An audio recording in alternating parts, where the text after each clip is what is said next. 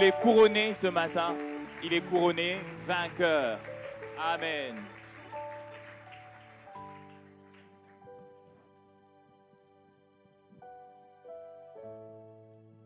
Amen. On peut se lever. Nous allons rendre grâce à Dieu.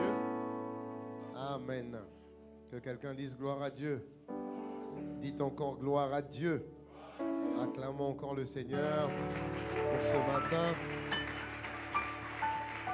Nous sommes le premier dimanche. Nous sommes le premier dimanche du 10e mois déjà. Amen. Et Dieu nous a fait du bien. Dieu t'a fait du bien. Que quelqu'un dise Amen. Dieu est fidèle. Dieu est fidèle. Et j'ai un chant qui monte dans mon cœur. Il est fidèle. Avec ma voix, c'est pas évident en ce moment. Fidèle, fidèle.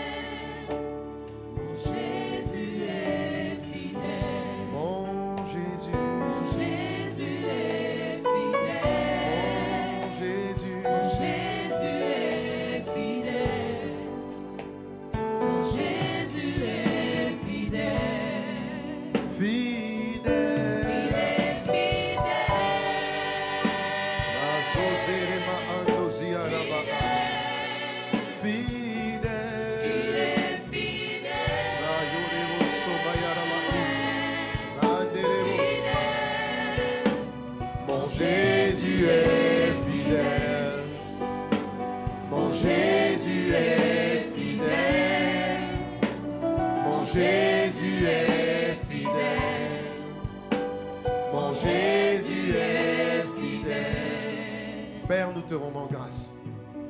Merci pour ce premier week-end du 10e mois de l'année. Seigneur, quelle grâce, quelle grâce.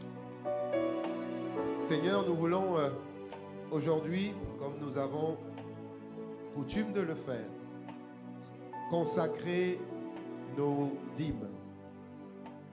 Parce que tout ce qui est premier t'appartient. Alors merci pour l'opportunité que tu nous fais, vraiment, d'avoir atteint ce 10e mois. 9 mois se sont écoulés et nous avons vu ta fidélité. Seigneur, ce qu'un homme ne peut faire, tu l'as fait. Et nous ne voulons pas prendre cela comme un acquis. Voilà pourquoi la fidélité que nous chantons ce matin est plus qu'une chanson, mais c'est une prière d'action de grâce. Merci pour ce que tu as commencé. Tu achèveras. Merci pour ce mois particulier du mois d'octobre, qui sera un mois de témoignage puissant de tes grâces. Avec action de grâce, que quelqu'un acclame encore la fidélité du Seigneur. Merci Seigneur. Amen. Je vais vous asseoir quelques instants.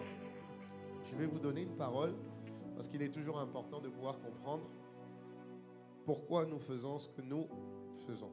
Donc, pardon pour ma voix, mais même quand la gorge, ça ne va pas, on doit travailler. Allez, que quelqu'un dise Amen.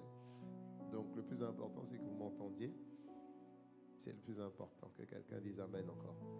Voilà, nous allons un petit peu parler de l'importance, rapidement, de l'importance de la consécration de nos dîmes en début de mois. Pourquoi c'est important? Je tiens déjà à bénir Dieu pour la grande famille Impact Centre Chrétien, parce que même sans qu'on nous enseigne, nous avons ce cœur à la libéralité. Que quelqu'un dise Amen. Hein, ton voisin donne, voilà, sans forcément qu'on l'enseigne dessus. Nous voyons vraiment que ICC est une famille très généreuse, et on peut acclamer le Seigneur pour le frère, pour la sœur, qui chaque semaine, que ce soit par nos enveloppes que nous donnons à Dieu, que ce soit par nos engagements, les 1000 fois plus, on peut encore acclamer le Seigneur pour les 1000 fois plus que beaucoup de personnes ont apporté, continuent d'apporter. C'est vraiment une grâce. Dieu a semé dans nos cœurs la libéralité. Et nous ne prenons absolument rien comme un acquis. Vous savez, pour réussir ici-bas, c'est relativement simple. Pour réussir en Christ, c'est relativement simple. Et Dieu nous le montre dans Jérémie 6, verset 16. La Bible parle des anciens sentiers, des anciens chemins, des anciennes pistes que les patriarches ou encore que les anciens ont tracées. Donc pour réussir, il faut juste aller sur la piste, emprunter les chemins que les patriarches ont déjà empruntés. Si on voit et on considère la fin de leur vie, si la fin de leur vie est une réussite, alors assurément, en prenant les mêmes sentiers, en faisant la même chose, toi et moi, nous allons réussir. La Bible dit dans Jérémie 6, verset 16, « Voici ce que dit l'Éternel. Placez-vous sur les chemins, regardez et demandez quels sont les anciens sentiers. Ne créons pas de nouveaux sentiers. » La Bible dit ici, plaçons-nous sur le chemin et regardons, demandons quels sont les anciens sentiers. Quelle est la bonne voie? Ensuite, marchons-y. Et vous trouverez le repos, vous trouverez la paix, vous trouverez la joie, vous trouverez le bonheur, vous trouverez la prospérité, vous trouverez l'accroissement. Dites-moi Amen. Il dit, vous le trouverez pour vos âmes. Pourquoi il dit, nous allons y trouver pour nos âmes? Parce que 3 Jean 1,2 dit, bien-aimé, je souhaite que tu prospères à tous égards et que tu sois en bonne santé, comme prospère l'état de ton âme. Alléluia. Dieu est en train de nous dire ici que quand nous marchons sur les mêmes sentiers que les patriarches dans la foi, nous sommes appelés à réussir comme eux ont réussi. Et je dis Amen à cette parole. Donc regardons par exemple les pistes empruntées par un patriarche du nom de Jacob. Genèse 28, versets 16 à 22. Prenons l'exemple de Jacob. La Bible dit dans Genèse 28, verset 16, la Bible dit, Jacob se réveilla et dit, c'est certain. C'est certain. Moi, je lis dans la version second 21, je peux lire aussi dans la version Bible second, peu importe. Il dit, certainement, tu vas trop vite, merci. C'est certain, l'Éternel est dans cet endroit, et moi, je ne le savais pas. L'Éternel est en cet endroit, et moi, je ne le savais pas. Et je sais que l'Éternel est dans cet endroit-ci, là où tu es, toi et moi. Et nous, contrairement à Jacob, nous le savons et nous acclamons le Seigneur pour ça. Seigneur, merci d'être là. La Bible dit que là où 2 ou 3 sont assemblés, Dieu est là. Donc Dieu est en cet endroit. Dis avec moi, Dieu est en cet endroit. On continue la lecture. Il dit, il eut peur et dit que cet endroit est redoutable. Dis avec moi, l'endroit où je me trouve est redoutable. Il dit encore, c'est ici que se trouve la maison de Dieu. Disons, ici se trouve la maison de Dieu. Il rajoute en disant, c'est ici que se trouve la porte du ciel. Là où tu sais que Dieu est, s'il y a la porte du ciel. Donc cet endroit est également une porte du ciel. On continue. Il dit, Jacob se leva de bon matin, il prit la pierre dont il avait fait son oreiller et en fit un monument et versa l'huile sur son sommet. Donc il a fait un sacrifice, il a monté un autel, sacrifice. Il appela cet endroit Bethel, mais la ville s'appelait auparavant Luz. Verset 20, Jacob fit un vœu. Si Dieu est avec moi, et je sais que Dieu est avec toi, et Dieu est avec moi, depuis 9 mois Dieu est avec nous. Alléluia. Donc il dit, si Dieu est avec moi, et si Dieu me garde durant mon voyage, Dieu nous a gardés durant les 9 mois, il le fera encore pendant les 3 mois qui restent. Si Dieu me donne du pain à manger, et quand je te regarde et je me regarde, ça va, je crois qu'on a un peu de pain à manger quand même. S'il me donne des habits, nous ne sommes pas nus, nous sommes tous habillés. Alléluia. Donc Dieu déjà fait tout ça. Regardez la suite, il dit, et si je reviens dans la paix chez mon Père, alors l'Éternel sera mon Dieu. Le verset 22 dit, cette pierre dont j'ai fait un monument sera la maison de Dieu et je te donnerai la dîme de tout ce que tu me donneras. Je te donnerai la dîme de tout ce que tu me donneras. Dieu a été fidèle depuis le 1er janvier jusqu'au, sommes le 3 octobre. Dieu a été fidèle. Il nous a donné à manger, il nous a donné à boire, il nous a nourris, il nous a préservés, il nous a protégés. Dieu a fait sa part, il est fidèle. Et parce que, Jacob dit, parce que j'ai reconnu que Dieu me fera du bien, s'il me fait du bien, alors je promets de lui donner la dîme de tout. Ce qui est important, ce n'est pas seulement donner, la dîme c'est 10%. Ce n'est pas seulement donner 10%, c'est donner les premiers 10%. Voilà pourquoi, en début de mois, nous prenons toujours le temps de consacrer nos dîmes. Parce que quand nous consacrons les premiers, tout ce qui est premier, Dieu étend sa main sur tout le reste. Alléluia. Si nous donnons à Dieu ce qui est 10%, mais les premiers, pas les derniers 10%. En général, on donne d'abord chez le propriétaire. Ensuite, on paye les factures. Après, quand il reste, on dit, bon Seigneur, voilà ta part. Non. Il s'agit d'avoir une mentalité de donner à Dieu tout ce qui est premier. Pourquoi? Parce que Dieu est premier. Et quand Dieu reçoit en premier ce qui nous appartient en premier, Dieu étend sa main sur tout le reste. Dieu va étendre sa main sur tout ce qui nous appartient. Dieu va étendre sa main sur le reste de ton salaire. Dieu va étendre sa main sur tes revenus. Dieu va étendre sa main sur ton travail. Dieu va étendre sa main sur ta santé. Dieu va étendre sa main sur tes affaires. Dieu va étendre sa main sur ton couple. Dieu va étendre sa main sur ton travail. Pourquoi? Parce qu'on a confié à Dieu ce qui est cher à notre cœur, les premiers 10%. Lisons dans Malachie 3, verset 10. La Bible dit, apportez dans la maison du trésor, la maison du trésor, apportez toutes les dîmes dans la maison du trésor, afin qu'il y ait de la nourriture dans ma maison. Mettez-moi ainsi à l'épreuve, dit l'Éternel, Maître de l'univers, et vous verrez si je n'ouvre pas pour vous les écluses des cieux, les fenêtres du ciel, si je ne déverse pas sur vous la bénédiction en abondance. Pour vous, je menacerai l'insecte vorace, afin qu'il ne détruise pas les produits du sol et que la vigne ne soit pas stérile dans vos campagnes, dit l'Éternel, le Maître de l'univers. Qu'est-ce que je suis en train de dire? Je suis en train de dire que honorer l'action des patriarches, honorer comme les patriarches, le fait d'apporter à Dieu nous fera réussir comme les patriarches, si ce n'est mieux que les patriarches. Alléluia. Abraham a été béni. Isaac a été béni. Jacob a été béni. Toi et moi, nous sommes déjà bénis. Donc le fait d'apporter, de consacrer à Dieu nos premiers 10% permet à Dieu de s'étendre et de se répandre sur tout ce qui nous appartient.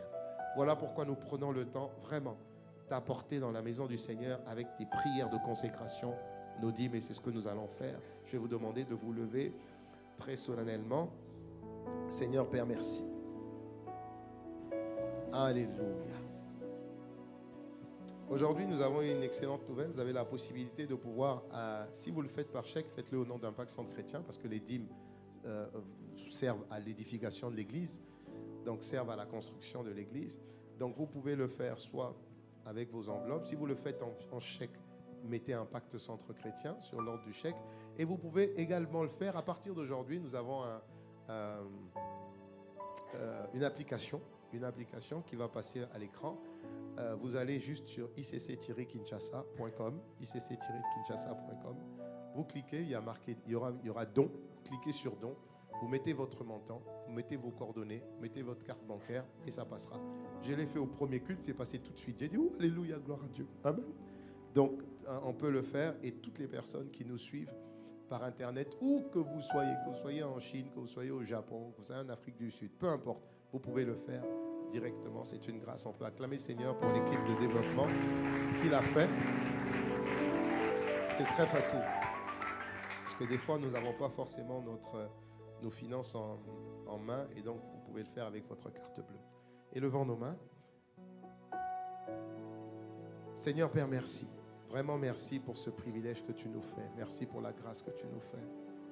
Seigneur, nous ne voulons pas seulement apporter les 10%, mais nous voulons apporter le premier des 10%.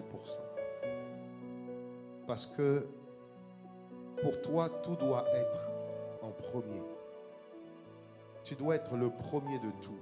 Et nous devons penser à toi en priorité, avant même de penser à notre logeur, à notre propriétaire, avant même de penser, Seigneur, à payer les différentes factures qui nous entourent. Seigneur, accorde-nous la grâce de penser d'abord à toi, parce que c'est toi qui nous donnes la force de pouvoir travailler afin d'avoir ce que nous avons entre nos mains. Alors Seigneur, nous prions que tu puisses bénir le fruit de notre labeur. Accorde-nous la grâce d'être renouvelés dans nos forces. Merci parce que tu bénis nos affaires, tu les étends dans le nom puissant de Jésus. Merci parce que tu bénis nos couples, tu bénis nos enfants. Seigneur, tu bénis l'œuvre de nos mains, tu bénis nos foyers. Tu as dit que tu menaceras celui qui dévore. Tu l'as dit, Seigneur. Il n'y aura plus, Seigneur, de dépenses qui vont subvenir sans même que nous soyons au courant. Jamais. Père de grâce, accorde-nous la grâce de nous accroître. Accorde-nous la grâce de nous étendre dans le nom puissant de Jésus. Tu as dit que tu ouvres les écluses des cieux et que tu déverses la bénédiction en abondance. Tu as dit que tu menaceras l'insecte vorace afin qu'il ne détruise pas les produits du sol et la vigne ne soit pas stérile, Seigneur. Père, merci pour la bénédiction que tu répands sur nos foyers. Elle ne se fera suivre d'aucun chagrin parce que nous apportons avec joie, sans regret, Seigneur. Père, nous apportons avec foi, sans contrainte. Nous croyons que parce que nous apportons au Père merveilleux que tu es, tu sauras nous bénir. Nous ne le faisons pas seulement parce que tu vas nous bénir. Non, nous le faisons parce que l'obéissance vaut mieux que tous les sacrifices. Alors merci parce que tu as commencé et tu achèveras. Nous apportons avec joie, nous apportons dans la louange, nous apportons avec foi dans le nom de Jésus le Christ, avec action de grâce. Que quelqu'un me dise Amen. Dites avec moi, Seigneur Père, voici mon offrande, voici ma dîme. Je sème avec foi, avec joie, sans contrainte, ni regret. Je sème par obéissance. Au nom de Jésus le Christ. Amen. On peut acclamer le Seigneur et apporter avec joie. Est-ce que tu peux continuer à acclamer le Seigneur? Alléluia. Est-ce que tu peux apporter avec joie? Alléluia. Ce matin, nous voulons le célébrer. Nous voulons bénir l'Éternel pour tous ses bienfaits, tout ce qu'il a fait dans nos vies. Alléluia. Je bénirai l'Éternel pour tous ses faits. Sa louange sera toujours dans ma bouche. Je bénirai l'Éternel. Moi, je bénirai. Est-ce que tu peux te lever pour tous ses faits? Alléluia. Est-ce qu'on peut apporter tout en célébrant le Seigneur tout en étant debout? Amen. Il s'agit du Seigneur. Est-ce qu'on peut se tenir debout et célébrer le Seigneur alors que c'est un cul de célébration? Nous voulons juste le célébrer. Oh, moi je bénirai l'Éternel pour tous ses faits.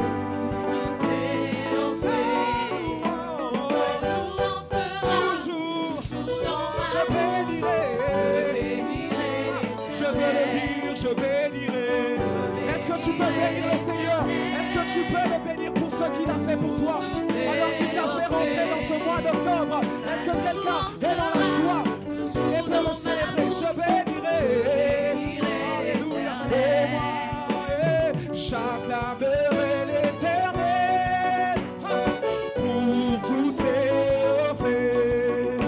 Sa louange sera toujours dans ma bouche. Moi j'acclamerai l'Éternel. Oui, j'acclamerai pour tous ses faits.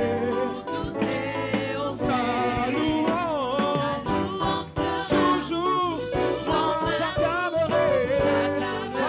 Oh, est-ce que tu peux acclamer l'Éternel? Car il a tant fait dans nos vies. Je suis reconnaissant à ce Dieu. Toujours dans ma bouche, j'acclamerai. Voilà pourquoi je dis, oh mon âme, bénis l'Éternel. Je le bénis, je le sais. Oh, bénis le Dieu d'amour. Alléluia, je le sais. Oh, mon âme, bénis l'Éternel.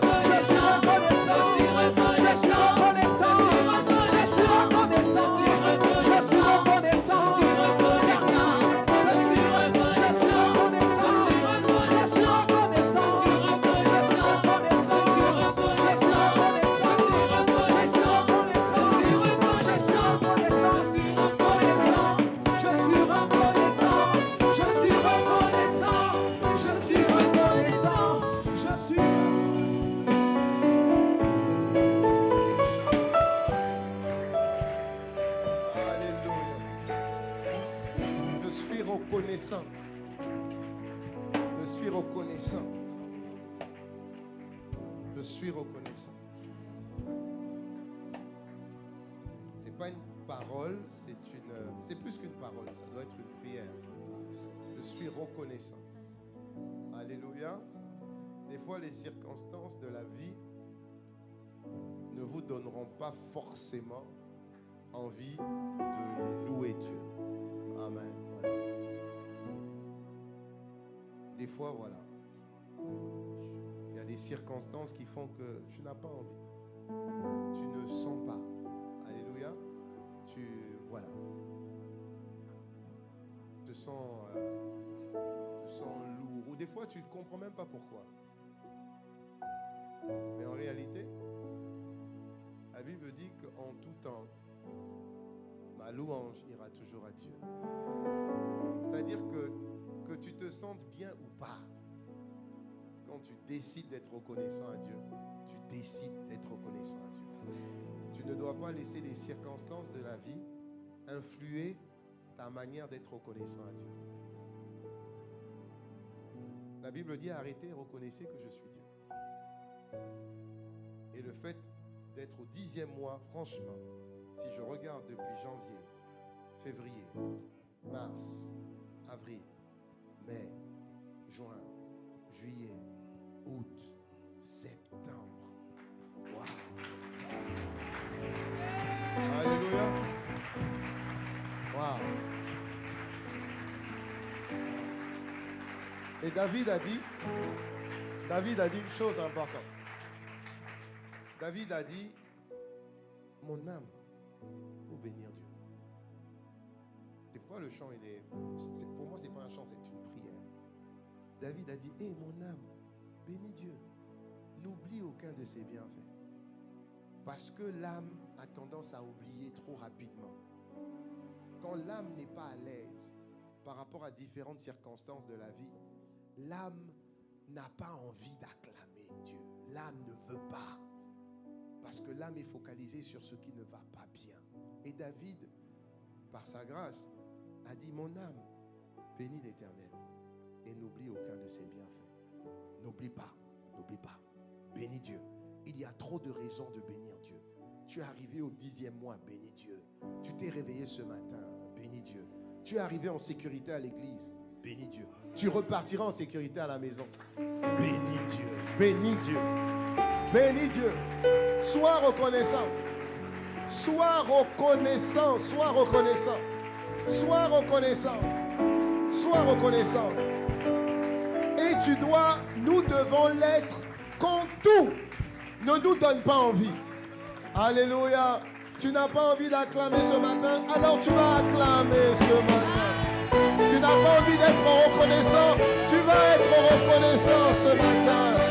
Alléluia. Je suis reconnaissant. Je suis reconnaissant. Je suis reconnaissant. Je suis reconnaissant. Je suis reconnaissant. Je suis en bonne santé. Je suis debout. Je suis au bon endroit. C'est le bon moment. Je suis reconnaissant. Je suis reconnaissant.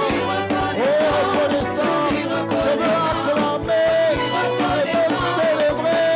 Je veux glorifier. Je suis reconnaissant. Reconnaissant à Dieu pour ses bienfaits, pour sa miséricorde, pour son bonheur. Le bonheur qu'il répand sur ma vie. Il renouvelle ses grâces. Il reconnaît ses bontés.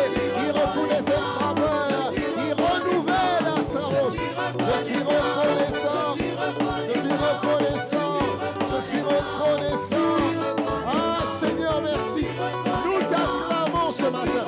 Nous te glorifions, Jésus. Nous te célébrons. Je suis reconnaissant. Célébré. Glorifié. Acclamé. Je suis reconnaissant. Glorifié. Célébré. Acclamé. Pour tout ce que tu es. Pour tout ce que tu fais. Je suis reconnaissant. Il reste 3 mois. Octobre, novembre, décembre. Le dernier trimestre. Tu vas agir. Tu vas faire au-delà de ce que je demande, de ce que je pense. Tu es le Dieu fidèle. Tu ne mens pas. Ce que tu as dit, tu l'accomplis. Ce que tu as proclamé, ta main l'accomplit. Je suis reconnaissant.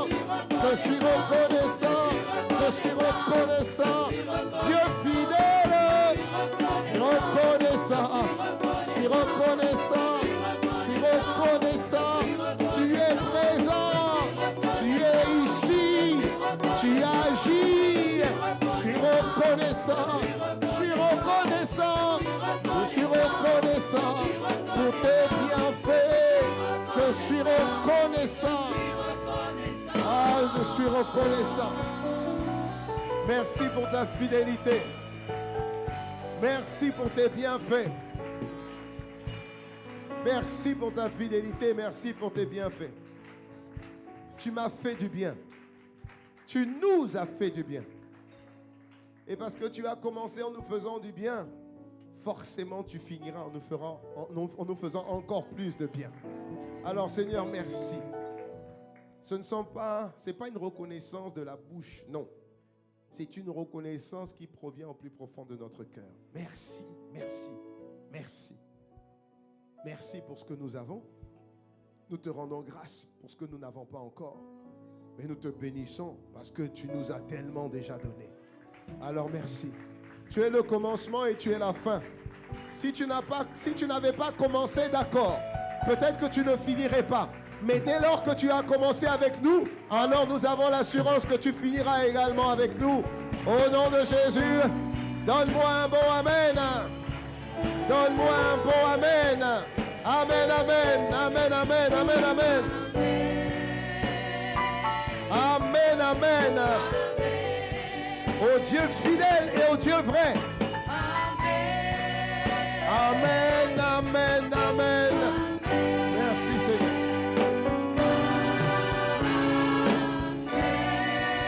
Acclame pour le Dieu qui finira ce qu'il a commencé. Il finira ce qu'il a commencé. Bienvenue dans la grande famille Impact Centre Chrétien. Bienvenue à l'église locale de Kinshasa. Bienvenue à ce deuxième service. Tourne-toi vers 3 personnes et dis ce que Dieu a commencé, il finira. Oui.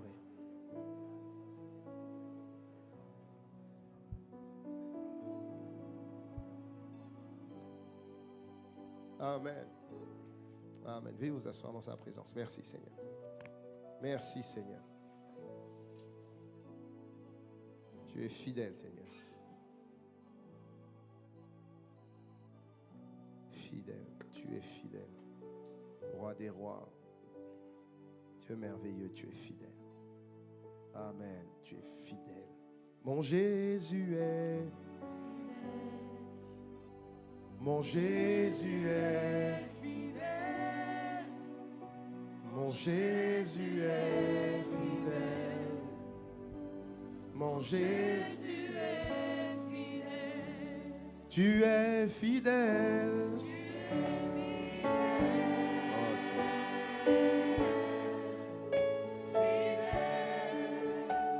Fidèle. Oh Seigneur, tu es fidèle. Fidèle. Mon Jésus est fidèle.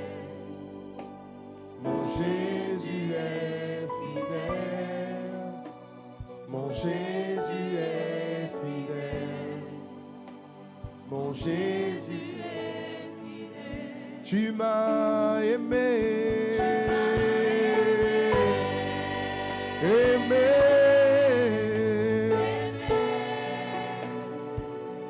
Tu m'as aimé. Aimé. Mon Jésus m'a aimé. Mon Jésus m'a aimé. Mon Jésus m'a aimé. Mon Jésus m'a aimé. Tu m'as sauvé. De la boue du péché, sauvé. Tu m'as sauvé. Sauvé. Mon Jésus. Mon Jésus. Mon Jésus. Mon Jésus m'a sauvé. Merci Seigneur. Parce que tu nous as aimés le premier. Parce que tu t'es donné en sacrifice. On ne t'a pas tué, tu t'es donné. Tu t'es donné. Personne n'aurait pu te tuer. Mais tu t'es donné. Tu t'es dépouillé. Alors que nous étions tous dans la boue du péché, esclaves du péché de Satan. Ton amour n'a pas regardé à nos fautes, à nos transgressions, à notre saleté, à notre bassesse. Ton amour nous a simplement aimés tels que nous étions. Tu nous as sortis des ténèbres et transportés dans ton admirable lumière. Tu l'as fait sans même que nous te connaissions. Comment ne pas croire que ce que tu as commencé le 1er janvier, tu l'achèveras au plus tard le 31 décembre. Tu es fidèle. Dieu notre Père n'est pas un homme pour mentir, ni le Fils de l'homme pour se repentir. Ce qu'il a dit, il l'accomplit. Et nous te bénissons pour ça. Ah, acclame le Seigneur et donne-moi un bon Amen. Amen. Amen. Amen. Amen. Amen. Alléluia. Alléluia. Dieu est le plus important et le plus grand des dons. Dieu lui-même est un don. Car Dieu a tant aimé le monde qu'il a donné. Dieu est un don. Et le meilleur cadeau qu'il puisse te faire et me faire, c'est lui-même. Alléluia. Le meilleur cadeau que Dieu puisse te faire et me faire, c'est lui. C'est sa personne. C'est sa personne. Alléluia. Je vais faire suite à ce que le pasteur Yvan a commencé. Il a développé un message tellement important, tellement capital pour le chrétien, pour le croyant, pour le disciple. Il a parlé de la puissance de la soif. Cette puissance, la puissance de la soif, peut transformer n'importe quelle vie.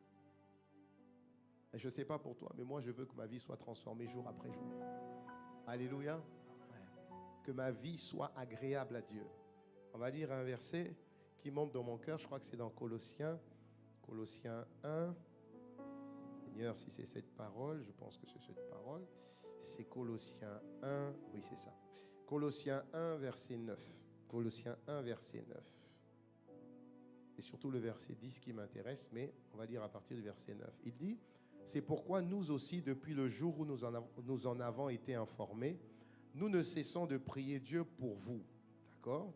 Nous demandons que vous soyez remplis de la connaissance de sa volonté en toute sagesse et intelligence spirituelle. Très bien, continue. Ainsi vous pourrez avoir une conduite digne du Seigneur, une conduite qui lui plaise. Une conduite qui lui plaise. Ça signifie qu'il faut avoir une intelligence spirituelle, une sagesse spirituelle, cette sagesse qui nous emmène à le connaître. En le connaissant, nous pourrons marcher comme ça lui plaît. Alléluia. Donc c'est à lui d'apprécier notre marche chrétienne. Mais connaître comment marcher de façon à plaire à Dieu nécessite, verset 9, nécessite une sagesse, une connaissance spirituelle. Connaître la volonté de Dieu, c'est connaître Dieu. Alléluia. Connaître la volonté de Dieu, c'est connaître Dieu. Maintenant, connaître Dieu commence avec la soif de Dieu, de la personne de Dieu. Pas de ce que Dieu a à nous donner. Le pasteur Yvan a dit, basé sur la parole, bien sûr, il a expliqué que l'Église a soif de la réalité de Dieu. Dis-moi Amen. Voilà. On devient chrétien parce qu'on aspire à une vie pleine. Je suis devenu chrétien. Je suis allé vers Jésus parce que je crois dans mon cœur que la vie que Jésus va m'offrir est meilleure que l'ancienne vie. Amen.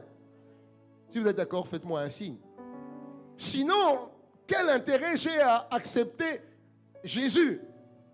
En acceptant Jésus, je crois que Dieu est capable de me donner une qualité de vie où je serai pleinement rassasié, où je serai satisfait. Dis-moi Amen.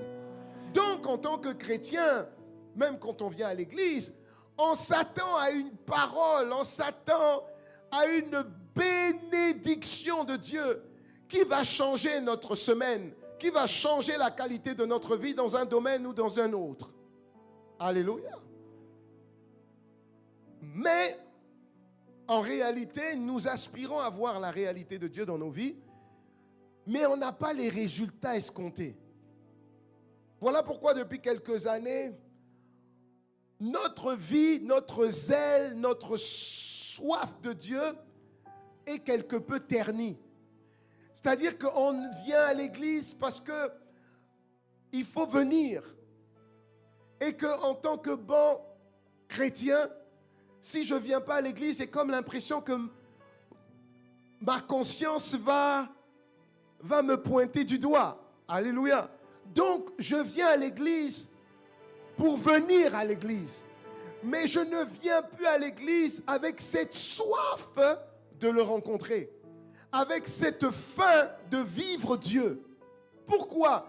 Parce qu'en réalité, en étant sincère avec vous et avec moi-même, j'ai essayé et puis je n'ai pas les résultats escomptés.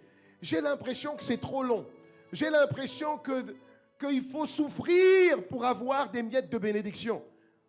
Alléluia. Pourtant, mon désir de base est louable. Je veux vivre Dieu. Je veux vivre cette vie en Christ. Je veux vivre les témoignages qu'Abraham, Isaac, Jacob, Josué, Noé, David ont vécu. Je veux vivre ça. Mais je ne les vis pas. Mais pourtant Dieu dit, je veux que votre joie soit parfaite. Et qu'est-ce qu'il dit après? Il dit, mais demandez. Demandez. Jusqu'à présent, vous n'avez rien demandé. Demandez afin que votre joie soit parfaite. Joie parfaite, ça veut dire Dieu veut que ma vie soit pleine. Voilà pourquoi j'emploie le mot rassasié. Dieu veut que ma vie en Christ soit rassasiée. Dis-moi amen. Voilà, je disais tout à l'heure dans 3 Jean 1, 2, bien-aimé, je souhaite que tu prospères à tous égards et que tu sois en excellente santé comme prospère l'état de ton âme. Dieu veut que nous prospérions à tous égards. Mais je désire ça. Mais pourquoi je n'ai pas le résultat? En réalité, Jésus répond en disant, vous demandez, c'est vrai. Mais vous demandez mal. Ah bon? Oui.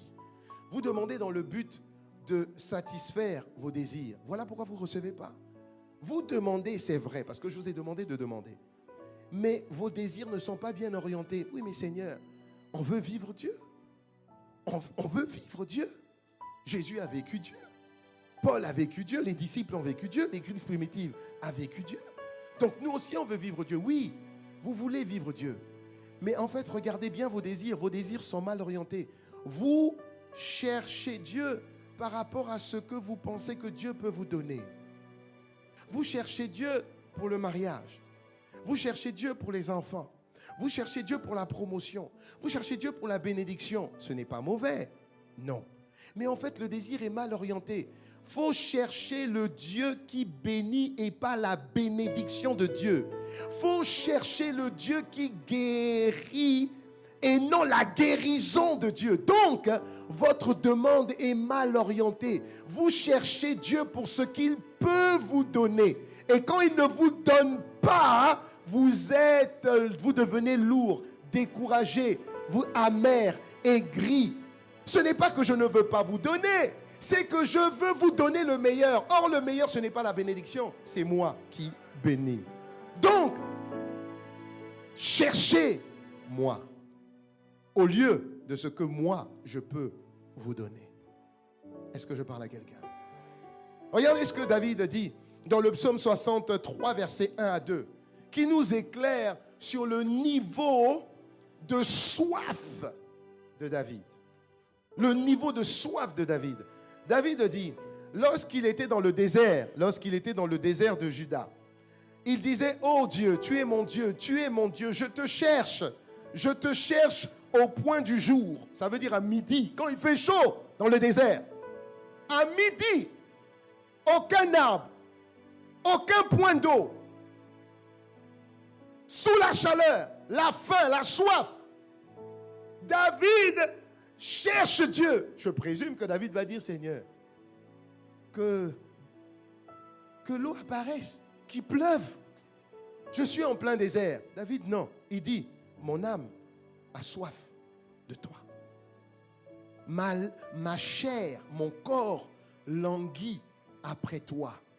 Dans une terre aride, altérée, sans eau, c'est vrai. Ainsi, je te contemple, verset 2. Ainsi, je te contemple dans le sanctuaire pour voir ta force, ta gloire. Tout ce que je veux, c'est pas manger, c'est pas boire, c'est pas la bénédiction. Je veux le Dieu qui bénit. Même si je suis dans le désert et que mon corps réclame à boire et à manger, moi, je veux toi, en priorité. Je ne veux pas la bénédiction, je veux le Dieu qui bénit. La soif est la puissance qui transforme n'importe quelle vie. Le plus beau des cadeaux, c'est Dieu. Oui, mais aujourd'hui, la faim, la soif, ce n'est pas un sujet qui attire les gens. Parce qu'on a l'impression que le monde est rentré dans l'église et l'église est devenue un peu matérialiste. L'église cherche les bénédictions. On a l'impression que plus tu es béni, plus c'est une preuve que Dieu est avec toi. Alléluia. Et donc l'église cherche les bénédictions. Enfin, on va faire une veillée de prière. Veillée de prière, destruction des autels sataniques, destruction des blocages de ta vie. Là, il y aura du monde. Pourquoi? On cherche les bénédictions, ce que Dieu est capable de donner. Mais si on fait un séminaire, aimer Dieu, pourquoi? Je l'ai accepté comme Seigneur et Sauveur. C'est déjà suffisant? Pourquoi? Alléluia. Et ça fait des chrétiens lourds. Ça fait des chrétiens sans zèle. Ça fait des chrétiens sans saveur. Ça fait des chrétiens sans vie. Ça fait des chrétiens sans rayonnement. David disait ici, ce que je veux, ce n'est pas subvenir à mon besoin physique. Ce que je veux, c'est toi. Ce que nous voulons, c'est toi. Ce que nous voulons, c'est toi. Ce que nous voulons, c'est toi. Ce que nous voulons, c'est toi. Descends, descends, descends sur nous comme une pluie, une brise légère dans la douceur de ta présence. Ta nuée nous entoure.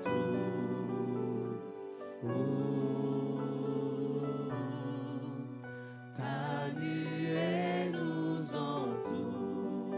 Le chrétien dit, quelle nuée? J'ai pas besoin de la nuée. J'ai pas besoin de la nuée. Je veux la bénédiction. Je veux la faveur. Je veux la promotion. Je veux l'élévation. Je veux que Dieu me bénisse. Quelle nuée? Je veux faire quoi avec la nuée aujourd'hui? Je veux la main de Dieu. Le cœur de Dieu là. Ça va m'apporter quoi? J'aime déjà Jésus. Je l'ai accepté comme Seigneur et Sauveur. Ça suffit? Je viens à l'église une fois dans la semaine. C'est déjà bon? Alléluia.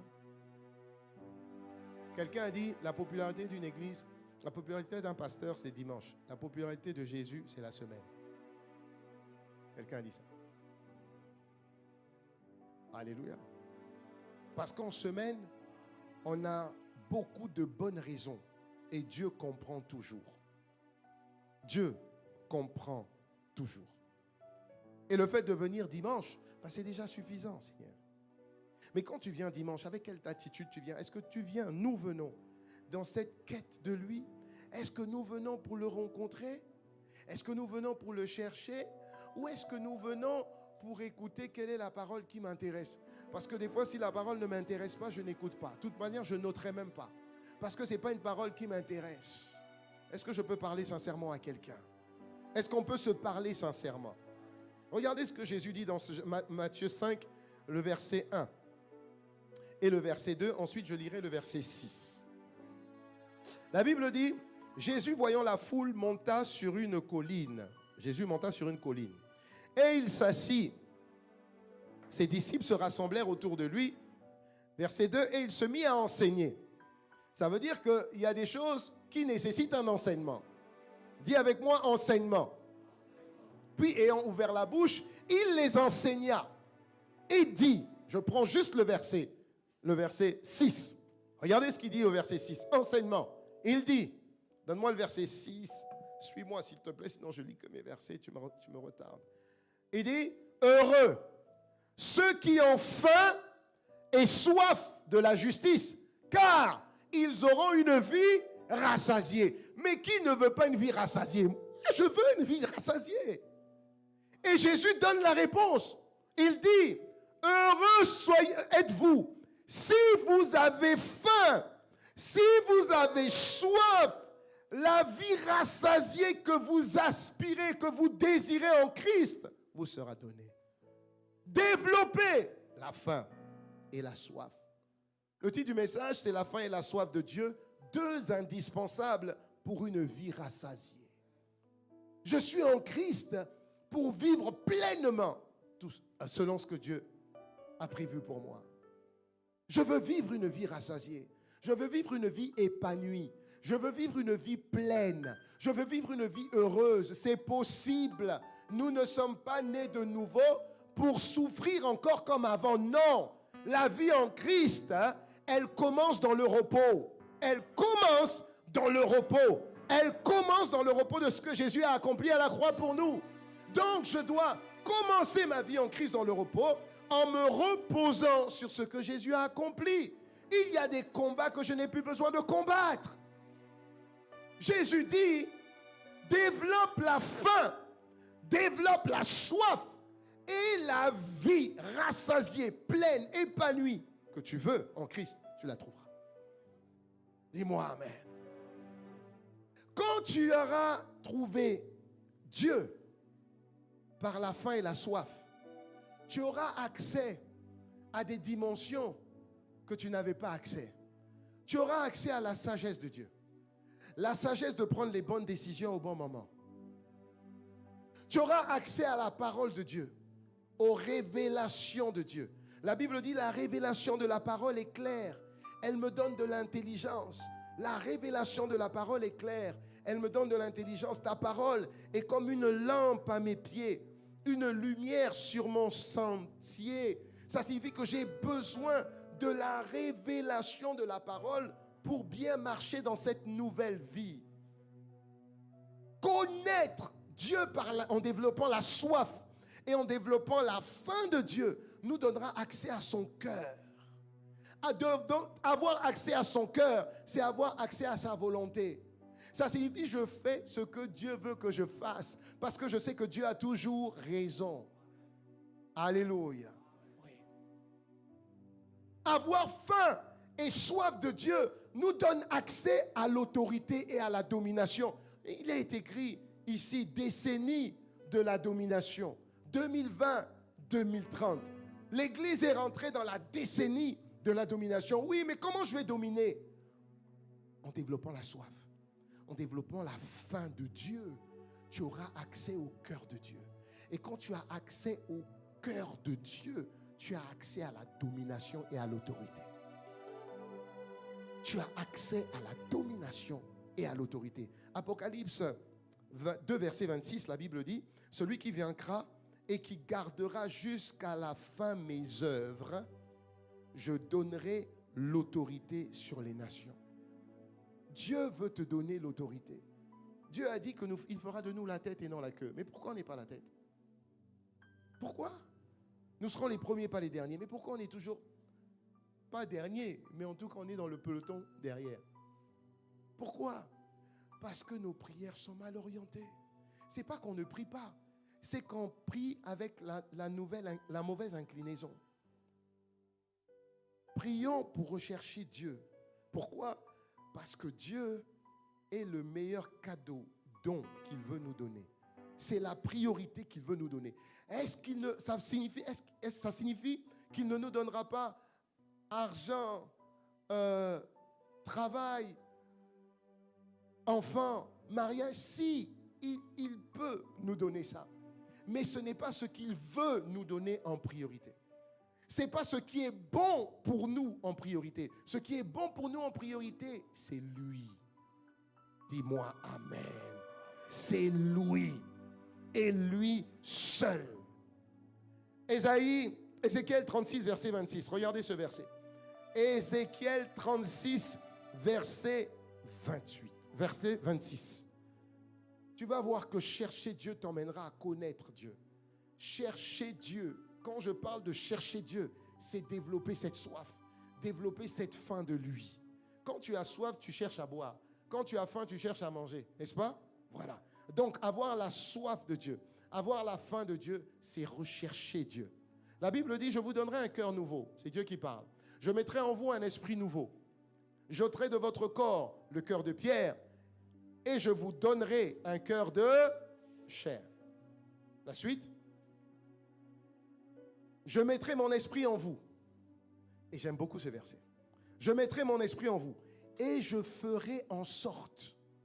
C'est Dieu qui fera en sorte que nous suivions ses ordonnances et que nous observions et que nous pratiquions ses lois. Peu importe les circonstances, qu'elles soient difficiles ou pas, tu auras la force de pratiquer ce que Dieu te demande de pratiquer. Alors que tout le monde est en train de se corrompre, toi tu restes dans la sainteté, toi tu restes dans la justice, toi tu restes dans l'obéissance, toi tu tiens debout. Dieu te donnera la force, il fera en sorte que vous suiviez ses ordonnances et que vous pratiquiez ses lois. C'est Dieu qui produit en nous le vouloir. C'est Dieu qui le fait.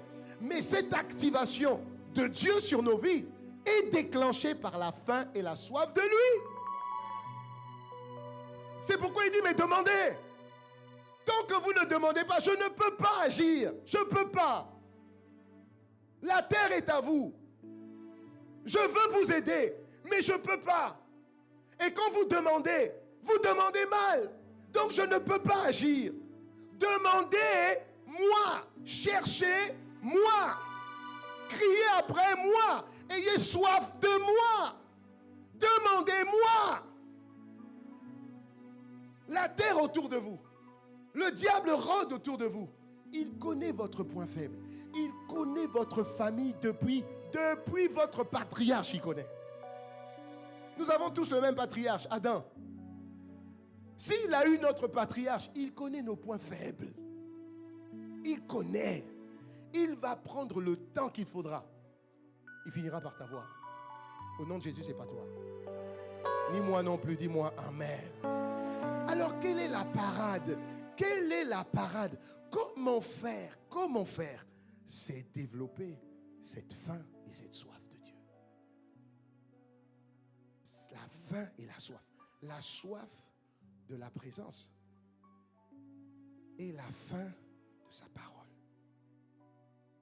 C'est Dieu seul. La présence, c'est Dieu. La parole, c'est Dieu. Dans nos cœurs, il ne doit y avoir que Dieu. Et ce n'est pas simple. Parce que donner à boire à quelqu'un qui n'a pas soif, il ne boira pas. Même un verre d'eau, ça devient comme un médicament. Il ne boit pas. Mais Dieu dit, pour que j'augmente ta soif, tu dois demander. Et je vais augmenter ta soif. Je vais augmenter ta soif. Mais ça ne peut venir que de toi. Si on n'a pas la soif de Dieu, même si on prie longtemps pour l'exaucement d'une prière, ce qui va se passer, vous voulez que je vous dise? Ce qui va se passer, tu l'as vécu, je l'ai vécu, c'est que tu as prié longtemps, 1 semaine de jeûne, 21 jours de jeûne, pour un problème particulier. Et Dieu te fait grâce, l'exaucement arrive au bout de 21 jours. Pendant 21 jours, tu étais zélé dans la prière, n'est-ce pas? Okay. Quand tu as eu l'exaucement, qu'est-ce qui va se passer après? Tu ne vas plus prier. Tu n'auras plus le même zèle. Pourquoi? Mais parce que tu as atteint l'objectif. Donc, c'était quoi ton objectif? La bénédiction, pas le Dieu qui bénit. Donc, ton moteur, ta soif, ce n'était pas Dieu. C'était ce que Dieu voulait te donner. Donc, chaque fois, après une longue période de prière par rapport à un sujet particulier, votre zèle, ou notre zèle, notre consécration, notre attention, notre sérieux se relâche, ça signifie que le moteur, la soif, la faim qui nous a emmenés à prier longtemps, ce n'était pas Dieu. C'était ce que Dieu pouvait donner. Alléluia. Et Dieu n'agrée pas ça. Ça fait de nous des enfants calculateurs.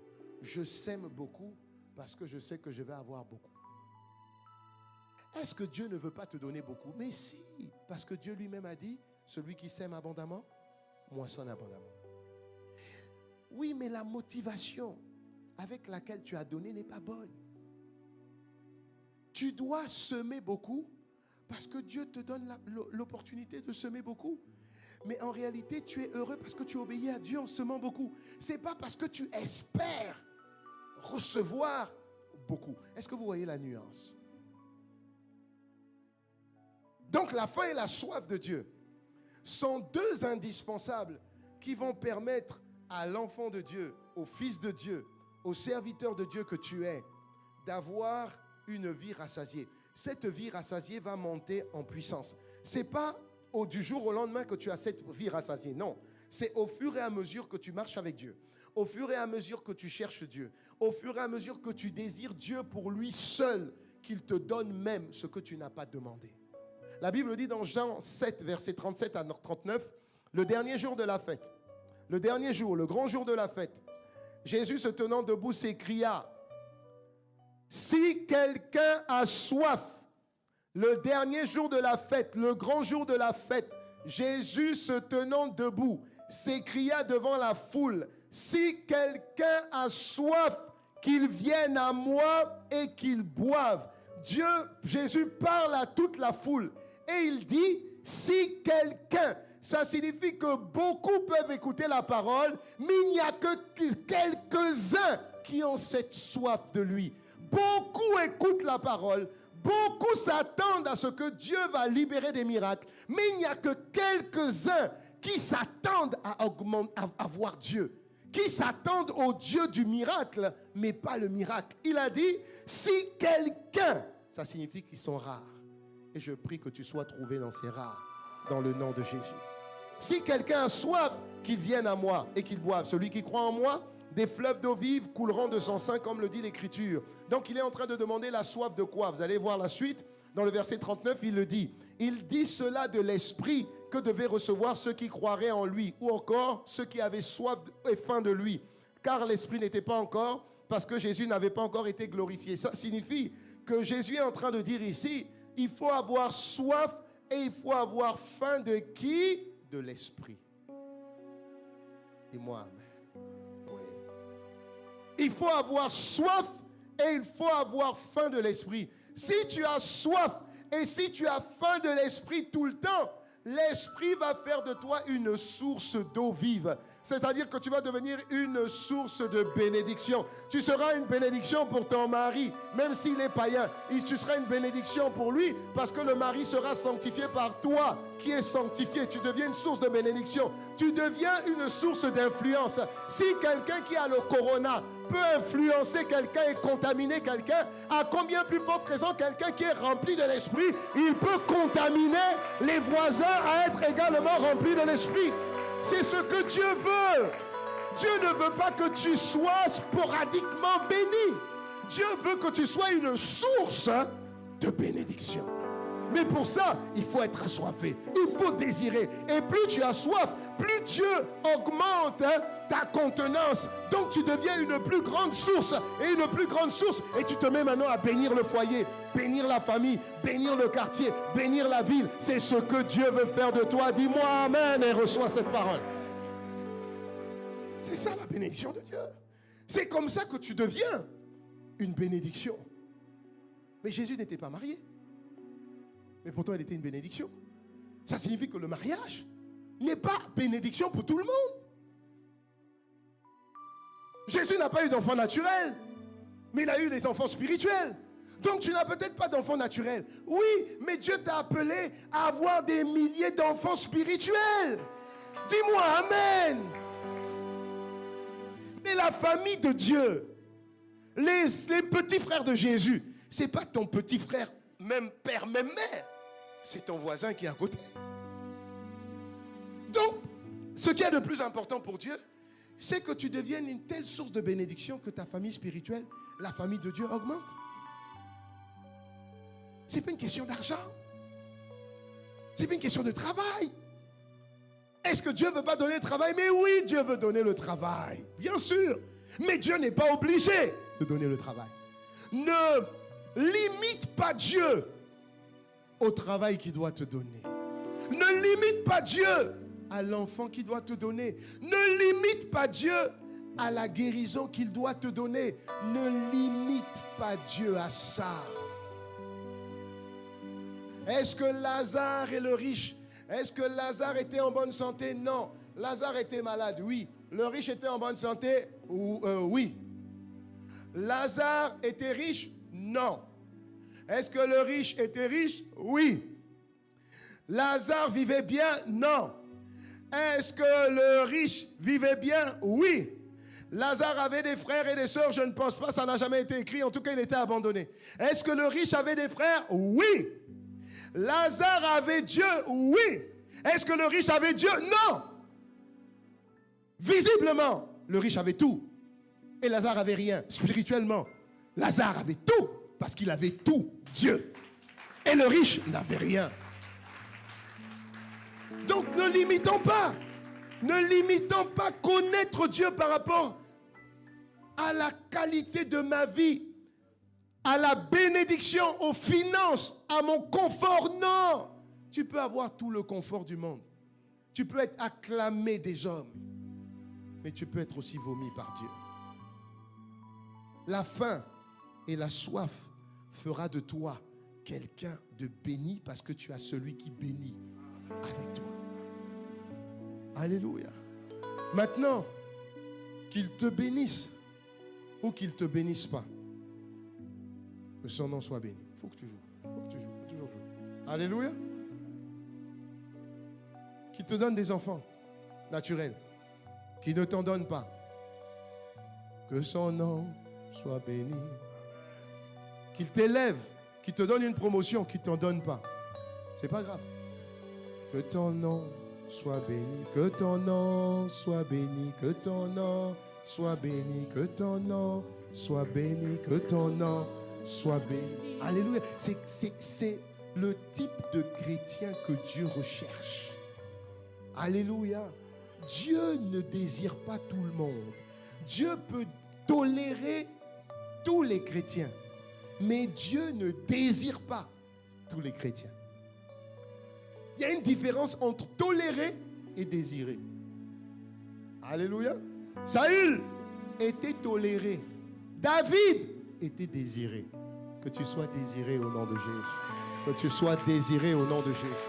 Que tu sois désiré au nom de Jésus. Regardez ce que Dieu dit dans Luc 11, versets 9 à 13. La Bible dit dans Luc 11, versets 9 à 13, Jésus parle. Il dit, et moi je vous dis, demandez et l'on vous donnera. Demandez et l'on vous donnera. Ok. Il continue en disant, cherchez et vous trouverez. Très bien. Frappez et l'on vous ouvrira. Continue au verset 10. Il dit, car quiconque demande reçoit. C'est rassurant. Celui qui cherche trouve. Merci Seigneur. Et l'on ouvre à celui qui frappe. Gloire à Dieu. Regarde la suite. Quel est parmi vous le père qui donnera une pierre à son fils s'il lui demande du pain? Même un sorcier a des enfants. Même un sorcier, il donne à manger à ses enfants. C'est ce que Dieu est en train de dire.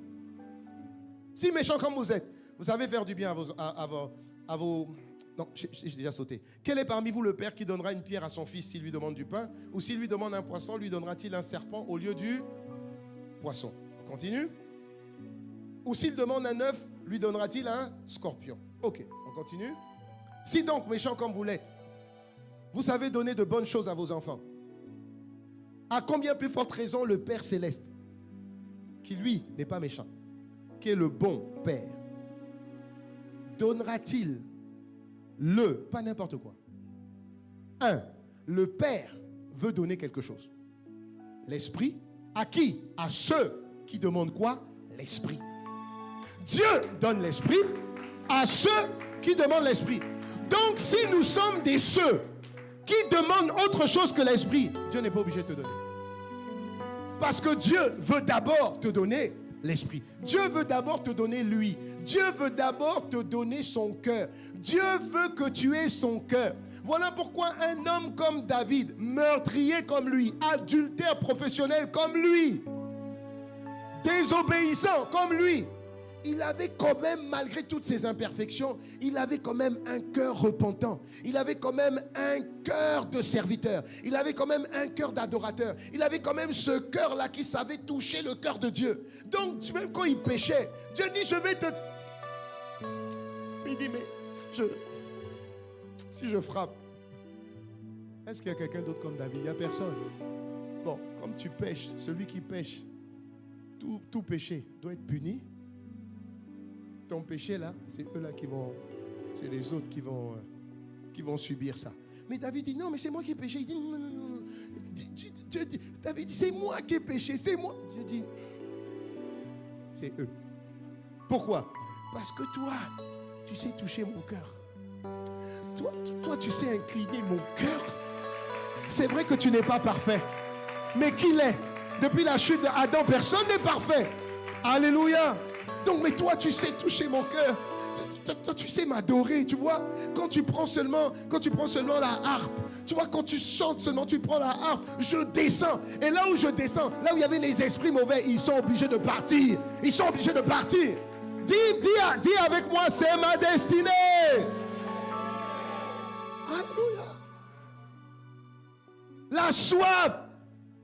La faim de qui? De Dieu. La soif et la faim de Dieu. Amos 8, verset 11. La faim et la soif de Dieu. Concrètement, Seigneur, tu veux dire quoi par la faim et la soif de Dieu? Concrètement, tu veux dire quoi?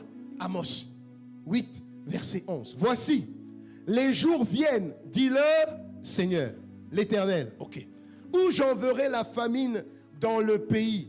Non pas la disette, comme vous connaissez tous. Non, non.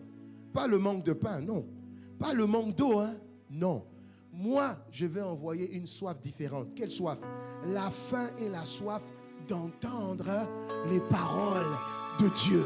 La faim et la soif. Si le diable envoie des ravages, si le diable envoie des calamités, si le diable envoie des catastrophes, moi aussi j'envoie une faim et une soif de quoi? Juste de moi. Parce que les temps sont mauvais. Il faut maintenant choisir que celui qui se sanctifie davantage. Que celui qui prie davantage. Que celui qui sert Dieu sert davantage. Que celui qui aime Dieu aime davantage. Que celui qui pêche, il n'a qu'à pécher davantage. Parce que l'heure vient, l'heure est proche, hein, où Dieu fera une distinction entre ceux qui le servent, ceux qui l'aiment, et ceux qui ne le servent pas, ceux qui ne l'aiment pas. Il va arriver un temps où les gens, une poignée de personnes, auront soif de la parole, soif d'entendre la parole de Dieu. Le problème, c'est qu'aujourd'hui dans les églises, ça devient rare. On donne les paroles qui attirent les gens.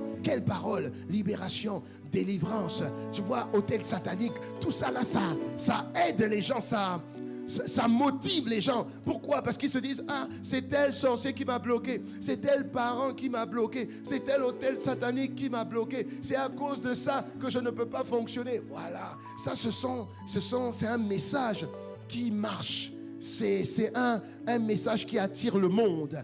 Donc, tu vois que maintenant dans les églises, regarde seulement ce que les gens prêchent. Il faut seulement regarder ce que les gens prêchent. Tu verras. Regarde. Regarde. Comment devenir prospère en Christ. C'est pas mauvais. Amen.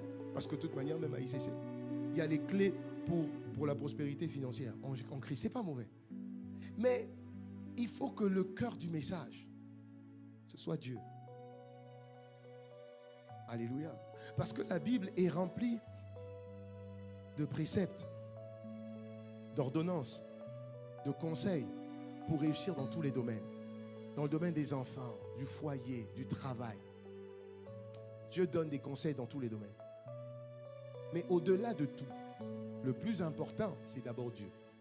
Parce que tu peux avoir la bénédiction, mais la bénédiction va faire que tu vas t'éloigner de Dieu. Tu vas prier pour avoir un mari. Le mari vient. Tu étais zélé à l'église. Tu étais là. Avant le temps, tu étais là. Après même le temps, tu restes toujours là. Tu avais un cœur d'adorateur. Un cœur d'adoratrice. Maintenant, le mari est venu. Tu viens en retard. Pourquoi? Ah non, il fallait que je fasse à manger pour mon mari. Ok, il n'y a pas de problème, on est ensemble. Okay. Ah, mais je ne peux pas venir aujourd'hui. Pourquoi? Ah, parce que mon mari reçoit des gens. Ah, ok. Donc, tu vois, c'est comme si tu es en train de dire à Dieu, c'est parce que tu m'as béni que c'est comme ça. Tu n'avais pas d'enfant, tu étais là tout le temps. Tu as un enfant. Maintenant l'enfant est devenu le centre. Ah non, l'enfant a pleuré toute la nuit, donc vraiment je suis fatigué, il faut que je me repose. Ah, okay. Ah, l'enfant est en train de faire ses premiers dents, donc il faut que je sois là. Ah, d'accord. L'enfant n'arrive pas à faire pipi, il faut que je... Ah, ok. Là, donc tu vois que ta bénédiction est en train de voler une partie de Dieu. Donc Dieu n'est plus au centre. Sans le savoir, c'est ton mari qui est revenu au centre. Ce sont tes enfants qui sont devenus le centre. Vous comprenez ce que je dis? Est-ce que Dieu veut te bénir? Oui, Dieu veut te bénir. Il n'y a pas de problème. Mais des fois, Dieu veut d'abord s'assurer que ce soit Dieu qui soit dans le cœur. Tout ce qui va venir après passera après Dieu. Parce que de toute manière, si ce n'est pas Dieu qui garde, ceux qui gardent, gardent en vain.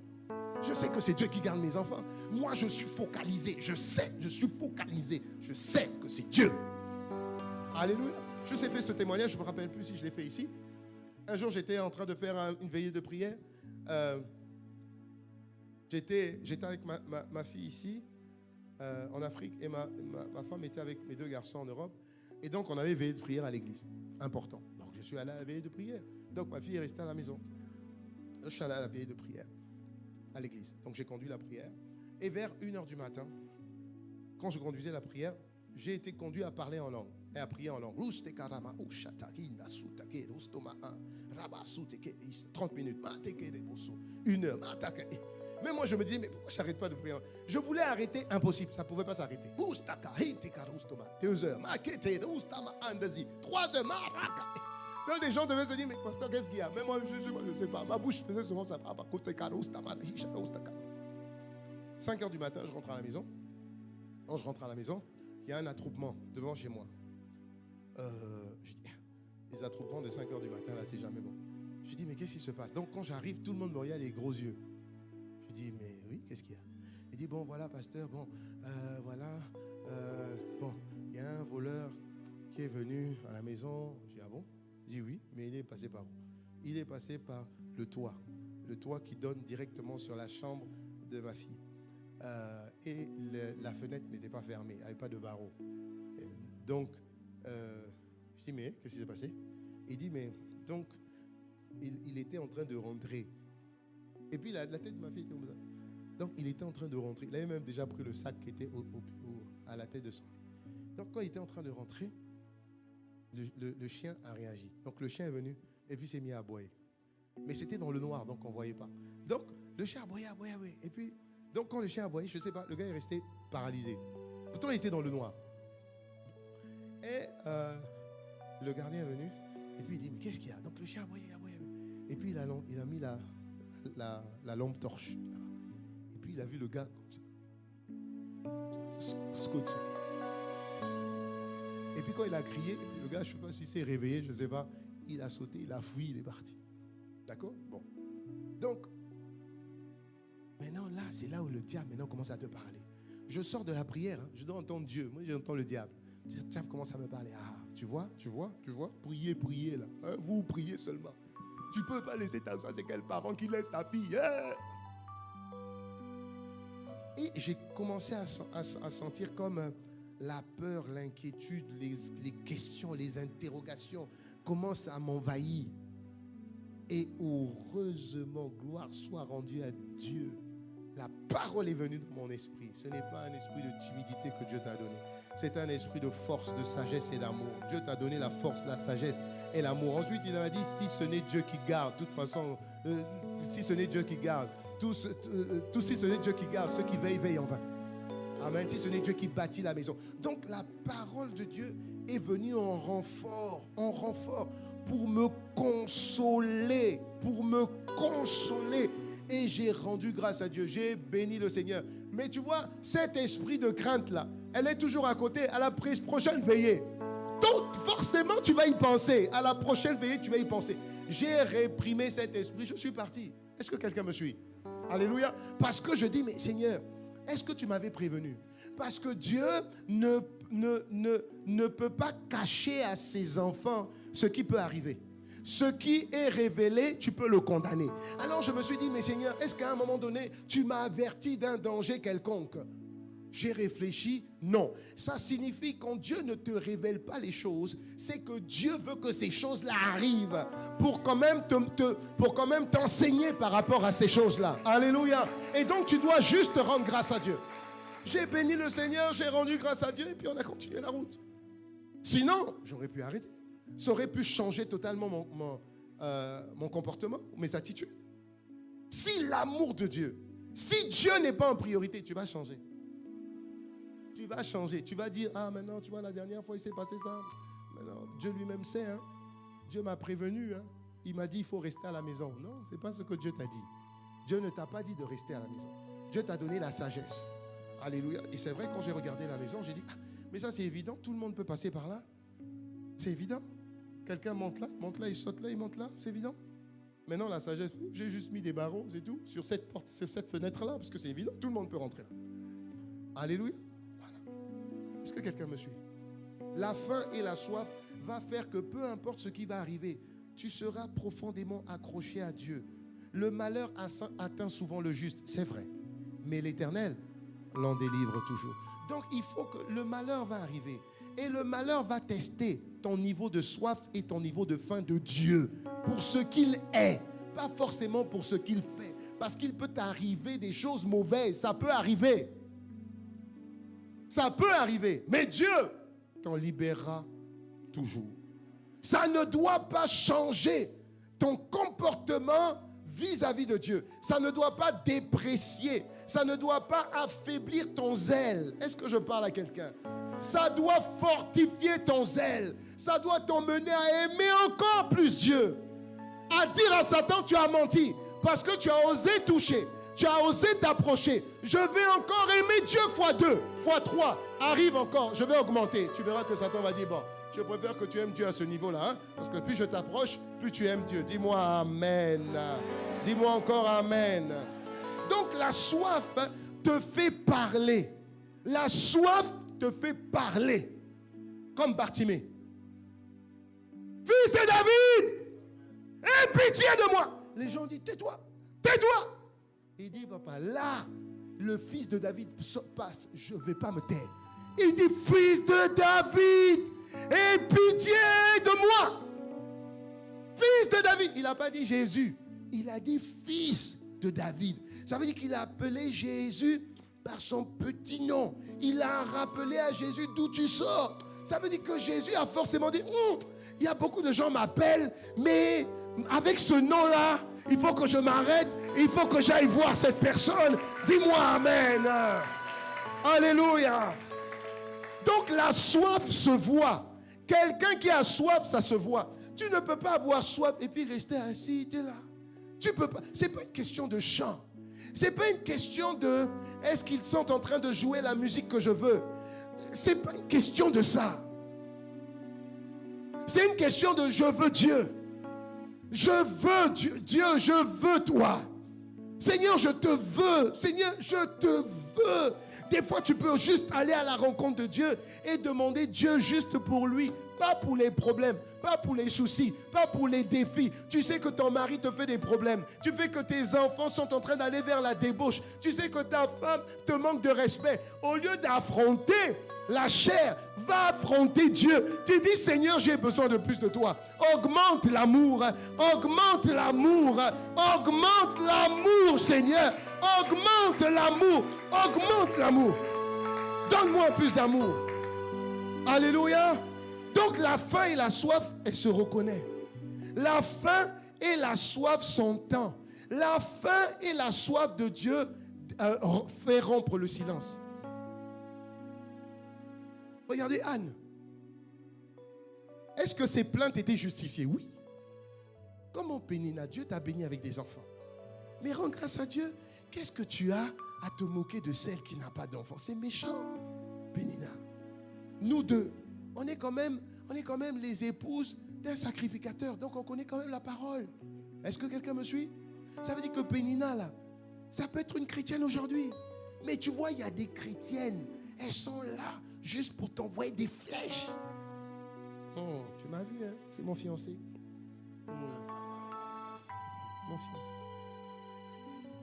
Mon fils m'a offert la bague. Elle sait à qui elle parle. Elle sait que ça fait longtemps que tu es là. Elle sait que tu n'as personne, même pas un petit dossier qu'on a déposé. Rien. Mais elle vient, tu vois. Il m'a appelé aujourd'hui. Il va voir mes parents. Est-ce que tu as besoin de faire ça? Alléluia. Le but, c'est de toucher ton cœur. Le but, c'est que tu sois aigri. Vis-à-vis de qui? De Dieu. Le but, c'est que tu te tournes vers les choses au lieu de te tourner vers Dieu. Est-ce que je parle à quelqu'un? Ah, je te vois amoureux de Dieu, mon Jésus. Je te vois vraiment amoureux de Dieu. Alléluia. Je te vois amoureux de Dieu. Être rassasié, c'est ça. Être rassasié, pour vivre une vie rassasiée. Je suis en train d'atterrir. Pour vivre une vie rassasiée, en réalité, il faut être rassasié de Dieu. La faim et la soif, deux indispensables pour une vie rassasiée. Alléluia. Pour vivre une vie rassasiée, sois rassasié de Dieu. Mais en réalité, on n'est jamais rassasié de Dieu. Plus tu cherches Dieu, plus tu veux Dieu, plus Dieu te donne. Voilà pourquoi il dit demandez et on vous donnera. Après, on monte d'un niveau. Cherchez et vous trouverez. Après, on monte encore un autre niveau. Quel niveau? Frappez et l'on vous donnera. Ça signifie que ton niveau de janvier, Dieu t'attend à un niveau différent en octobre. Si tu avais une manière de chercher Dieu en janvier, en octobre, Dieu t'attend à un autre niveau. Tu sais, des fois, tu dois te mettre par terre. Dis par terre, Seigneur, Seigneur.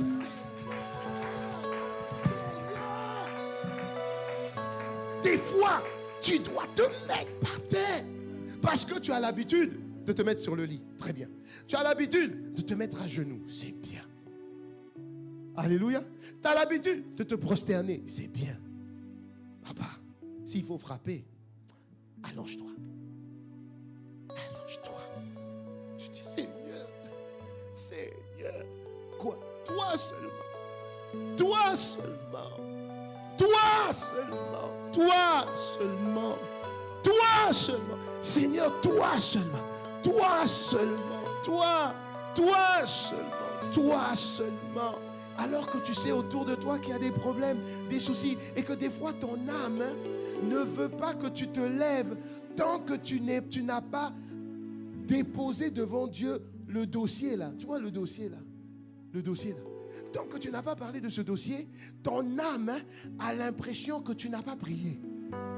Est-ce que je parle à quelqu'un? Voilà, ton âme a l'impression que tu n'as pas prié. Alors que toi, tu es seulement en train de dire, oh Seigneur, je veux que toi. Ton âme dit, Amen, amen. Bon, maintenant, dis la chose là. Est-ce que je parle à quelqu'un? Tu ne dois pas lâcher. Donne-moi un bon amen. Le mot rassasié intervient à peu près plus de 100 fois dans la Bible. Rassasié. Mais je suis en train de te dire que si tu cherches tout le temps à être rassasié de Dieu, de toute manière, Dieu t'attend là. Dès que tu t'approches ici, il monte encore un peu plus. Dès que tu t'approches un peu plus, il monte encore un peu plus. Voilà pourquoi il dit demander, ensuite chercher, ensuite frapper. Toujours pour l'esprit. Si tu as l'esprit, tout ce qui viendra après n'est que grâce et faveur. Même si ton âme ne considère pas ça comme grâce et faveur, Seigneur, si Dieu permet ça, c'est que ça, c'est une grâce et c'est une faveur. Dis-moi amen. Alléluia. Ah Seigneur. Je vais vous donner quelques exemples. Abraham, regardez ce que la Bible dit sur la personne qui a fini rassasié de ses jours. Regardez Abraham. Abraham, dans Genèse 25, verset 8, la Bible dit, Abraham expira et mourut après une heureuse vieillesse, âgé et rassasié de jours. Il fut recueilli auprès de son peuple. Recevez cette grâce au nom de Jésus. Regardez David, 1 Chronique 29, verset 28. 1 Chronique 29, verset 28. La Bible dit, David mourut dans une heureuse vieillesse rassasié de jours, rassasié de richesses, rassasié de gloire. Oh, vraiment, reçois cette grâce au nom de Jésus. Rassasié de jours, rassasié de richesses, rassasié de gloire, nous recevons au nom de Jésus. Regarde cette personne, une personne plus ou moins inconnue. On l'appelle Jehajada, de 2 Chroniques 25, verset 15 à verset 16. Ça veut dire que ce ne sont pas seulement des illustres, comme patriarches, comme Abraham, comme Isaac, comme Jacob. Non, il n'y a pas que ça. Il y a aussi des personnes lambda. Alléluia. Ça signifie que toi et moi, Dieu ne va pas nous oublier. 2 Chroniques 24, 15 à 16. Alors 15. 2 Chroniques 24, 15 à 16. Jehajada mourut, âgé et rassasié de jours. Il avait à sa mort 130 ans. Reçois cette longévité au nom de Jésus. Des fois, on a peur d'arriver aux 80 parce qu'on se dit, on va être comment on va être à 80? Non, tu seras merveilleusement beau et merveilleusement belle au nom de Jésus. Regarde la suite, verset 16. Il dit, on l'enterra dans la ville de David avec les rois parce qu'il avait fait du bien en Israël à l'égard de Dieu et à l'égard de sa maison. Reçois cette grâce au nom de Jésus. On voit Job 42, verset 17.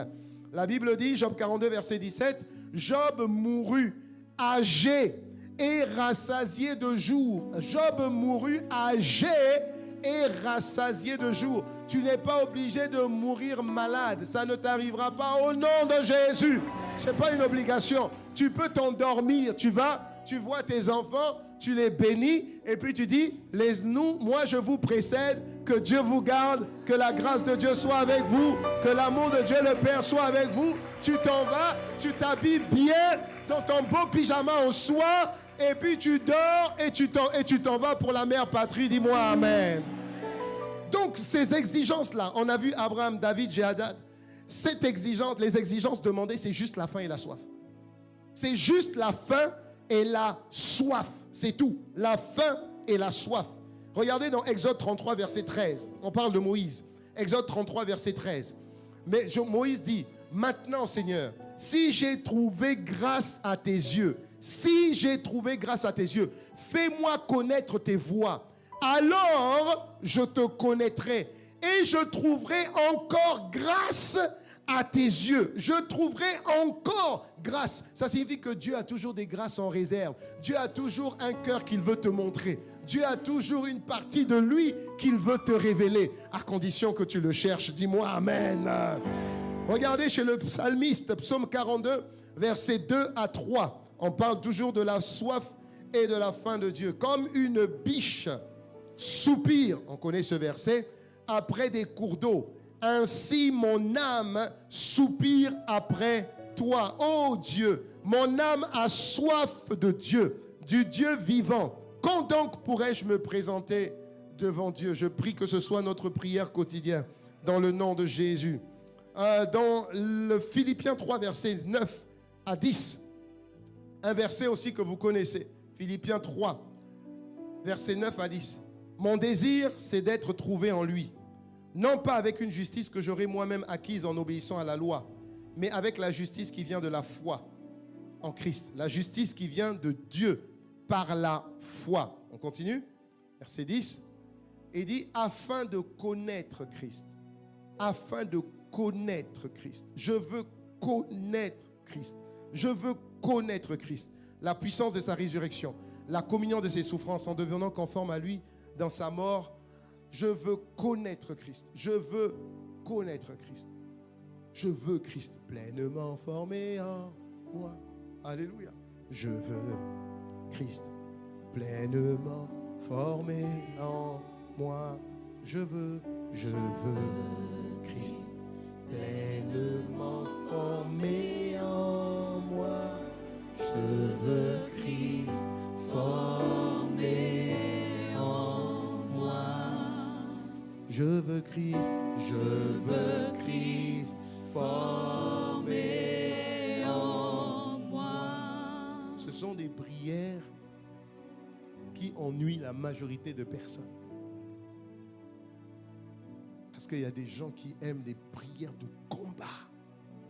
Seigneur, nous rentrons, nous les taillons en pièces au nom de Jésus. Le feu, les sorciers de la famille mouraient au nom de Jésus.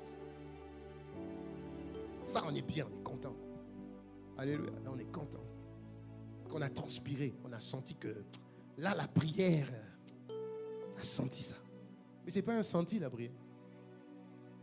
Ce n'est pas un senti. Alléluia, ce n'est pas un senti. Ce n'est pas un senti. Mon esprit veut Dieu. Mon esprit désire Dieu. Et parce que je le contemple, quand je le contemple, je me focalise sur Dieu. La Bible dit Dieu se lève. L'adoration, la contemplation emmène Dieu à bouger. Et quand Dieu bouge, tous les ennemis qui étaient autour de toi fuient. Tu n'as pas besoin de combattre. Dieu combattra pour toi les combats visibles et les combats invisibles. Pourquoi? Parce que tu es cher au cœur de Dieu. Parce que tu touches son cœur. Et Dieu cherche les gens qui touchent leur cœur. Alléluia. Donc la qualité de notre vie dépend de l'intensité. Que quelqu'un dise intensité. De la soif et de la faim de Dieu dans différents domaines. Et je vais juste te donner les titres de ces domaines. Comme ça, quand tu vas prier, tu sauras que tu dois crier par rapport à ce sujet-là. Tu dois crier à Dieu par rapport à ce sujet. Tu dois crier à Dieu par rapport à ce sujet. Dis-moi amen. Donc la qualité de notre vie. Une vie rassasiée dépend de l'intensité de notre soif et de notre faim. De la présence de Dieu. Si tu es d'accord avec moi, dis-moi amen. Psaume 65, verset 5. Heureux celui que tu choisis et que tu fais approcher de toi pour qu'il habite dans tes parvis. Nous nous rassasierons des biens de ta maison, de la sainteté de ton temple. Alléluia. Heureux celui que tu choisis et que tu admets dans ta présence. Alléluia. Je viens auprès de toi. Je viens devant ton trône, Seigneur. Tu connais pas le chant? Pour te voilà. Et pour admirer ta beauté, ta sainteté. Oh, je viens dans ta présence. Je viens devant ton trône, pour admirer le Dieu que tu es. pour te contempler, pour célébrer le Maître que tu es. et pour admirer te voir tel que ta tu es. beauté, ta sainteté. Et te dire, pour te dire, oh Dieu, Je t'aime, pour te dire, je t'aime et je t'adore.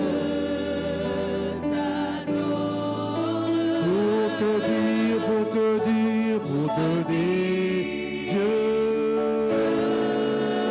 je t'aime, pour te dire que tu es tout, te dire que tu es tout pour moi. la soif et la faim de sa présence. Quand tu viens, focalise-toi sur sa présence. Seigneur, c'est toi que je veux. Seigneur, c'est toi que je veux. Je te veux, toi, Seigneur. Révèle-toi dans ta présence. Alléluia. Ouais. Deuxième, l'intensité de la soif et de la faim de Dieu, de la parole de Dieu. Avoir faim et soif de la parole. Si tu ne demandes pas, la parole ne va pas t'attirer. Parce que c'est Dieu qui donne la capacité à vouloir manger la parole. Est-ce que je parle à quelqu'un? C'est Dieu qui donne la capacité de retenir les versets. C'est Dieu qui donne ça. Mais Dieu ne peut pas donner si tu ne demandes pas. Dieu ne peut pas donner si tu n'as pas faim de la parole. Ta parole est une lampe à mes pieds, Seigneur. Ta parole est une lumière sur mon sentier, Seigneur. La révélation de la parole éclaire, Seigneur. Si tu ne me révèles pas la parole, je suis dans l'obscurité. Si je suis dans l'obscurité, je suis perdu, Seigneur. Ne me laisse pas perdre. Ne me laisse pas me perdre. Ne me laisse pas me perdre. Accorde-moi la grâce quand j'ouvre la parole, que ces écrits soient gravés sur les tables de mon cœur, Seigneur. Accorde-moi cette grâce. Fais-moi aimer cette parole. Jésus a dit, ma nourriture est de faire la volonté de mon Père et d'accomplir son œuvre. Seigneur, que ta parole soit ma nourriture. L'homme ne se nourrira pas de pain et d'eau seulement, non, mais de toute la parole. Seigneur, nourris-moi de ta parole. Alléluia. La faim et la soif de la parole de Dieu. Psaume 119, verset 10. Je te cherche de tout mon cœur. Ne me laisse pas m'égarer loin de tes commandements, loin de ta parole. Psaume 119, verset 10. Le psaume 119, verset 97. Combien j'aime ta loi, ta parole.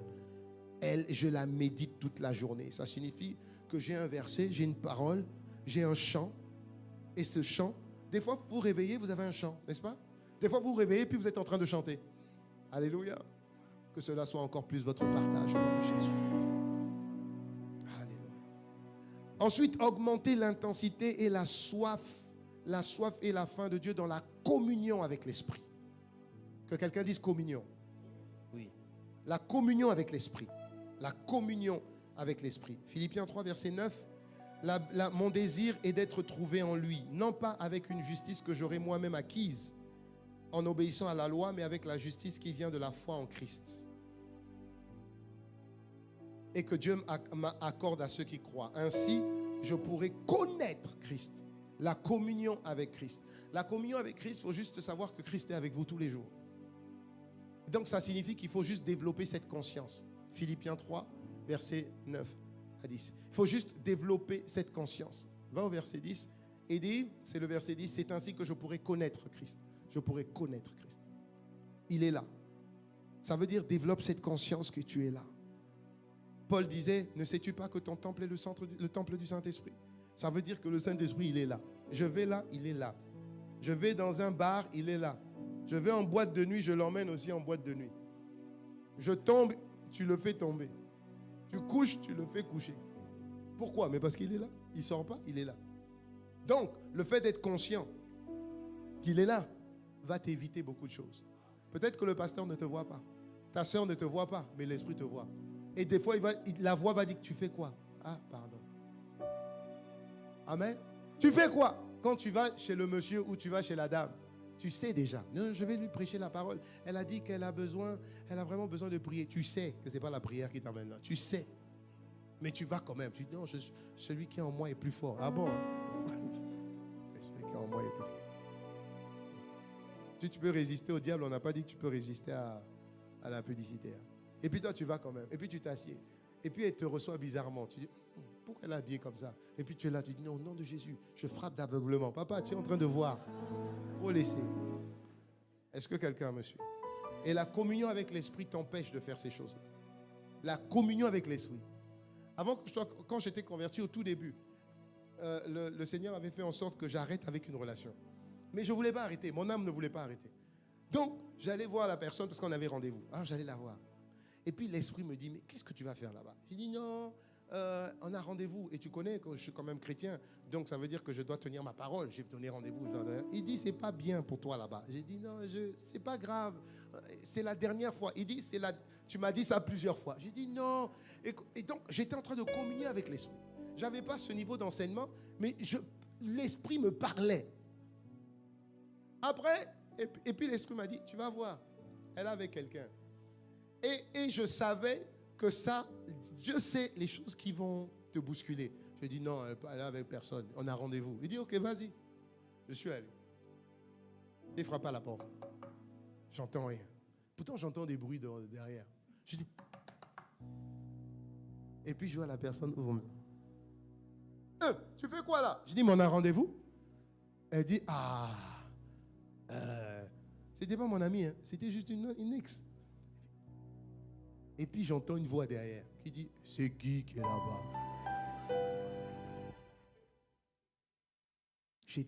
C'est comme si j'avais été trahi. Et puis l'esprit me dit, pourquoi tu es fâché? Et puis, non, quand je partais, j'entendais la voix qui dit, pourquoi tu es fâché? J'ai dit, ne parle pas, faut pas me parler. Simplement, le Saint-Esprit est dans notre quotidien. Amen. Voilà.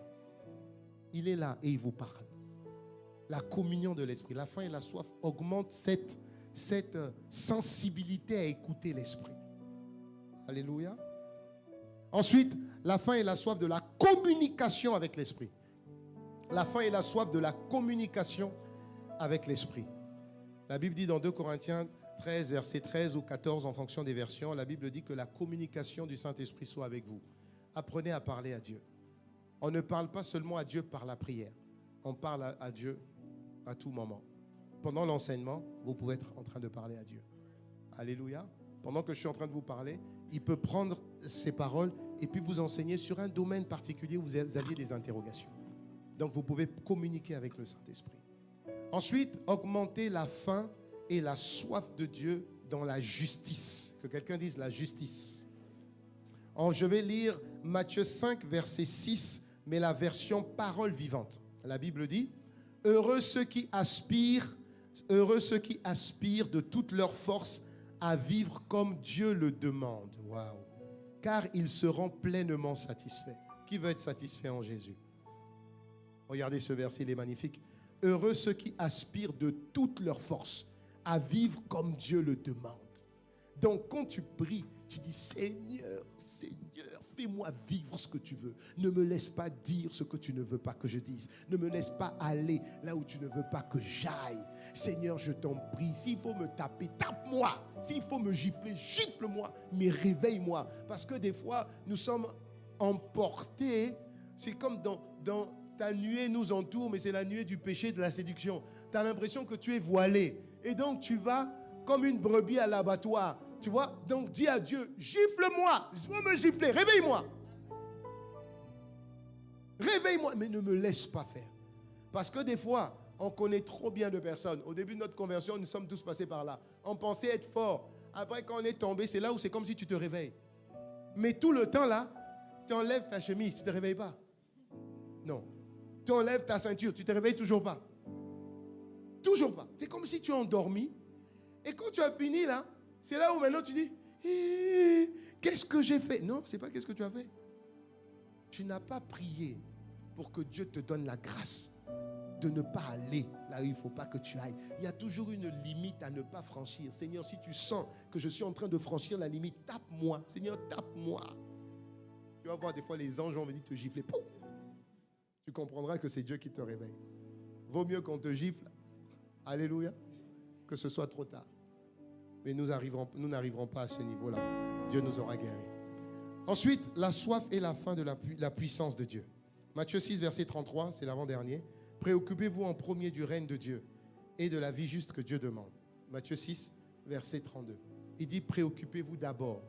Focalisez-vous d'abord sur l'Esprit de Dieu et sur la manière d'obéir à l'Esprit pour marcher en Christ. Alléluia.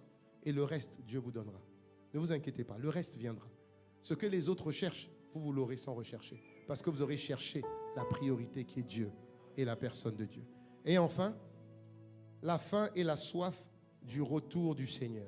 2 Timothée 4, verset 8. La Bible dit, la couronne de victoire, 2 Timothée 4, verset 8, donc la faim et la soif du retour du Seigneur. La couronne de victoire, c'est-à-dire la justice parfaite et éternelle, est déjà préparée pour moi. Il ne me reste plus qu'à la recevoir. Le Seigneur, le juste juge, me la remettra au jour du jugement.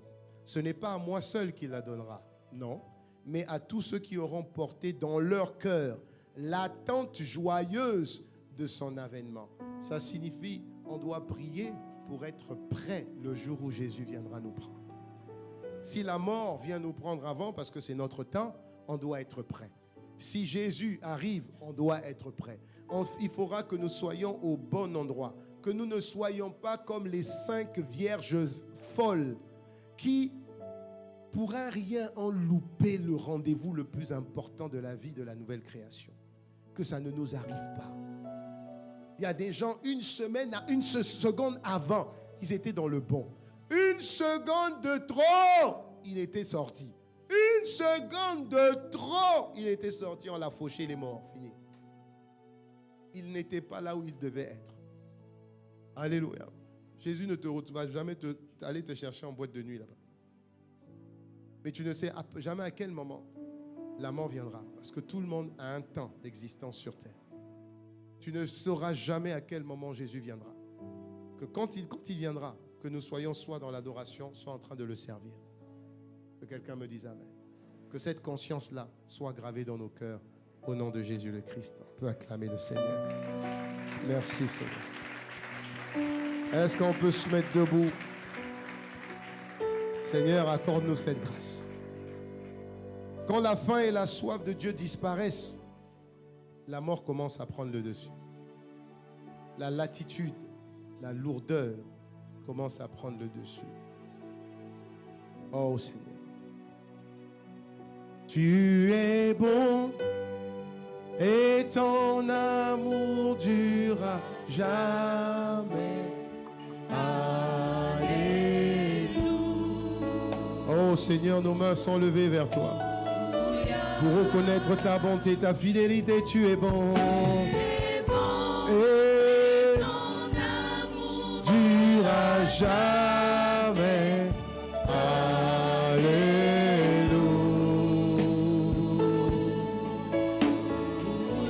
Tu es bon, tu es bon, tu es bon. Mandeze arostoma andozi. Seigneur, nous te reconnaissons. Nous reconnaissons ta bonté, nous reconnaissons ta fidélité. Nous reconnaissons ton amour déversé dans nos cœurs par ton esprit. Seigneur, accorde-nous la grâce sur la base de ce que nous avons entendu. Seigneur, de désirer toi et désirer toi seul. Accorde-nous la grâce de désirer cet amour. Accorde-nous la grâce de désirer ta personne. Accorde-nous la grâce de désirer ton cœur. Accorde-nous la grâce de reconnaître que tu es bon d'éternité en éternité. Père de grâce, tu nous as tant aimés que tu n'as pas hésité à donner ton Fils afin que nous venions à toi. Ceux qui croient en toi ne périssent point. Ceux qui croient en lui ne périssent point et qu'ils aient la vie éternelle. Tu es bon, Seigneur. Merci pour ce matin. Merci pour cet enseignement. Merci pour la soif. Merci pour la faim que nous demandons, que nous réclamons. Augmente cette soif, augmente cette faim, augmente cette attente de toi. Nous voulons plus de toi. Nous désirons plus de toi. Nous demandons toi. Nous recherchons toi. Nous frappons pour avoir plus de toi. Accorde-nous cette grâce. Que ce matin soit un nouveau matin pour une nouvelle saison, une nouvelle expérience, de nouveaux témoignages, une nouvelle expérience avec toi, une nouvelle marche avec toi. Père, accorde-nous cette grâce. Nous te désirons. Nous te voulons. Christ seul, son cœur, son intimité, sa communion, sa passion. C'est lui que nous désirons. Seigneur, merci pour la soif de la présence de Dieu, pour la soif de la parole de Dieu, dans le nom puissant de Jésus, pour la soif de la communion, pour la soif de la communication, pour la soif de la justice, pour la soif de la puissance de Dieu dans notre quotidien, pour la soif du retour de Jésus, que nous soyons prêts quand tu viendras chercher ton épouse. Oh, nous te faisons confiance. Oh, nous comptons sur toi. Que ce feu s'allume en nous et ne s'éteigne plus jamais. Tu es bon. Au nom de Jésus. Dur à jamais. Alléluia.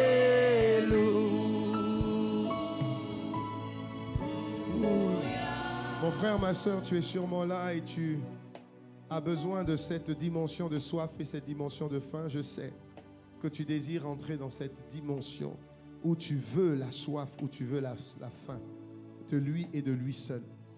Ce n'est rendu possible qu'à deux conditions. La première, que tu reçoives Jésus dans ton cœur ou que tu reconnectes avec Jésus dans ton cœur. Si tu l'avais accepté, tu t'es éloigné de lui, c'est le moment. Tu peux revenir à lui. Il se tient là, sur cette plateforme, et il crie en disant que celui qui a soif, qu'il vienne à moi et qu'il boive. C'est à Jésus. C'est en ayant Jésus que tu pourras avoir soif. Sans Jésus, il n'y a pas de soif. Jésus te tend la main. Tu as la possibilité de l'accepter, de te réconcilier avec lui. Comme l'enfant prodigue, tu avais Christ avant, mais tu es allé dans le monde. Tu as délapidé ton héritage, tes valeurs, ta sainteté, ta consécration, ton zèle, ton intimité. Tu as vendu ça dans le monde. Ce n'est pas trop tard parce que tu es là et Jésus t'a attiré ici. Tu as la possibilité d'ouvrir ton cœur et de renouer avec Jésus. Tu as la possibilité d'ouvrir ton cœur à toi qui ne l'avais pas et de renouer avec Jésus. Il te faut juste mettre ta main droite sur ton cœur. Mets ta main droite sur ton cœur si tu veux Jésus, si tu veux renouer avec Jésus, si tu veux vivre cette nouvelle vie avec Jésus. Mets ta main droite sur ton cœur et lève ta main gauche. La main gauche levée, ça signifie Jésus, prends-moi par la main. La main droite sur le cœur signifie Jésus, viens habiter dans mon cœur. Je t'avais trop laissé en dehors de ma vie. Maintenant, j'ai besoin de toi à l'intérieur de ma vie. Et fais cette prière avec moi. Nous allons faire cette prière ensemble. Lève bien ta main gauche, mets bien ta main droite sur ton cœur et dis avec moi, Père de grâce, me voici devant toi. Je suis venu parce que tu m'as attiré. Au-delà de l'invitation ou de l'information qui m'a été donnée, c'est ta force qui m'a attiré. Je reconnais que j'ai péché. Je reconnais que je menais ma vie comme bon me semblait. Je reconnais que j'avais tort. Je te demande pardon. Je reviens à toi. Ma main droite sur mon cœur signifie que je te reçois. Je veux te recevoir comme Seigneur personnel, Sauveur personnel. Viens habiter en moi et fais de moi un enfant de Dieu. Donne-moi un cœur nouveau. Donne-moi un esprit nouveau. Par le Saint-Esprit que je reçois la capacité de la soif et de la faim. Seigneur, rends-moi assoiffé. Rends-moi affamé de toi et de toi seul. Que ma vie change dès à présent. Jésus est mort pour moi. Son sang a coulé pour moi. À partir de maintenant, je suis considéré juste et saint aux yeux du Père. Merci d'avoir fait de moi un citoyen du royaume des cieux. Les choses anciennes